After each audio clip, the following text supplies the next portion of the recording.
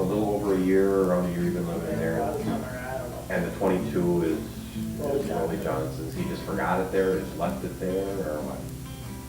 Well, you got a lot of stuff there. There's a lot of stuff there. Have you ever been out shooting it? Go by the name of a Denman Stays. What about any other shooting or anything like that?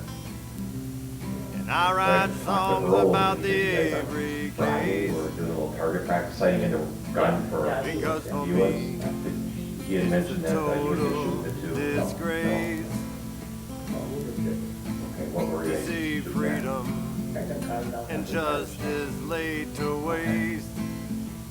What kind of gun was that? While so many see, but simply turn face. 30 out of 6. We sighted in for deer hunting or something.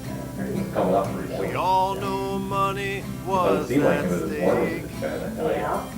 Man, That was Friday, you guys were sighting them? but this was more about saving what time of day was that? face. They got it wrong in '85. He was freed by DNA. After lunch? There was no way they could let it Where were you end doing that that? By the way. house or down in the junkyard, or where were you sighting it? They cooked up a Down plan by the crush cards? What were you to shooting? What were you make shooting him at? pay.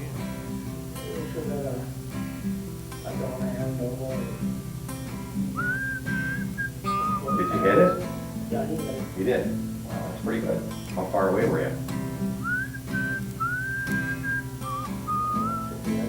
50 yards?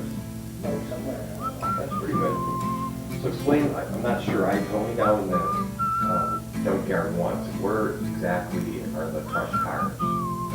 They're behind Chummy down the road. Behind Chucky down the road, and that road goes behind, Down in the pit. goes down the pit.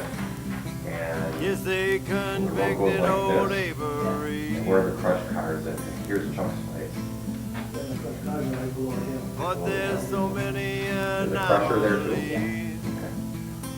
So you were shooting that simply From fall where at the apart crush under basic scrutiny. Someplace in here. uh-huh. By the front road in the car. And he's shaking that cabinet, and out pops the key. There's a bunch of crushed cars down there. Recreate that Where do those come membrane from? Did you because crush those or who I crushed I wanna made a roll crush see. some and then he crushed some and he built some on top of the crush, yeah. Now I'll You guys keep only crush your own singing, I cars, or got does somebody dozens crush? more. Probably knows. North does? How come you decided to crush them this time yourself? Where'd you let the No crusher? matter how much you beg or So implore, is there a key in that thing or something? Yeah. oh, I'll keep singing He has a till mind to they use it. unlock those doors. I noticed the one time I was down there that there was a car. Yeah, I'll keep It's a crusher. singing, A 'cause blue that's car. what Who crushed freedom's that for. one? You did? Where did you crush that one? Oh, I'll keep singing, because that's what freedom's for.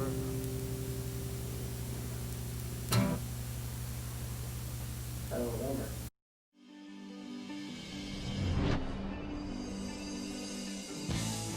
I think that the greatest job in the world is to be a prosecutor. And the mountaintop of being a prosecutor is murder cases. And there's nothing more challenging or more difficult or more satisfying when you can get it done than working on a cold case. Cold cases are very challenging.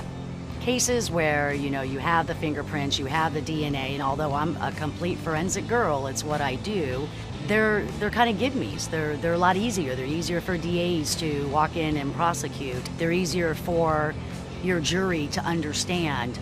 But in these cases, I love trying to figure out the crime scenes on what's happened in there, the events and the sequences they occurred, using that as a basis, hopefully, when you do talk to potential suspects. So it's all a big challenge, but a challenge in a whole different way for me.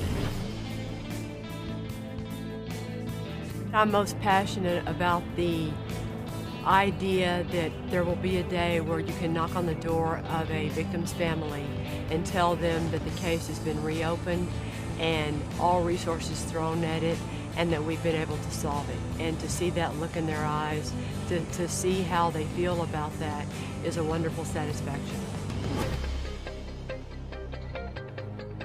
When I wear a cross, it's a symbol to me of maybe an angel up there looking over the victim and hopefully helping us to get where we need to so justice can be served.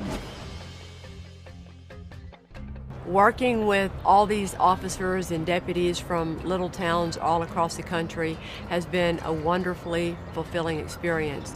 They're friendly, they're excited, they're enthusiastic, and they're very dedicated to what they do for a living, and it's an honor to work with them. When I was at the DA's office, I had this drawer of my cold cases, and I called it my waiting on God drawer, because there are some cases out there that you know who did it, and there's one in particular where we know who did it, but something's going to have to happen in this lifetime for it to be solved. He might get divorced from his current wife. Maybe he'll feel bad enough one day to confess. I doubt it. Some little thing is going to have to fall in place for that to happen, and only God can make that happen. Yes, one of the daughters of one of our victims on Mother's Day actually sent me a text that just said, "Hey, Yolanda, I just want to tell you Happy Mother's Day, and I miss you." And I was very surprised. I wasn't expecting that, and it really made my day. I would tell you, if you are the family member of a cold murder victim, the squeaky wheel gets the grease. And you should call your detective once a month and be polite, but be persistent. And let him know that you live every day with that pain, and you want him to do all that he can to remember that you're living with that pain, and all that he can to try and clear your case. That's your right as a victim. Cold Justice, all new Friday at 9 on TNT.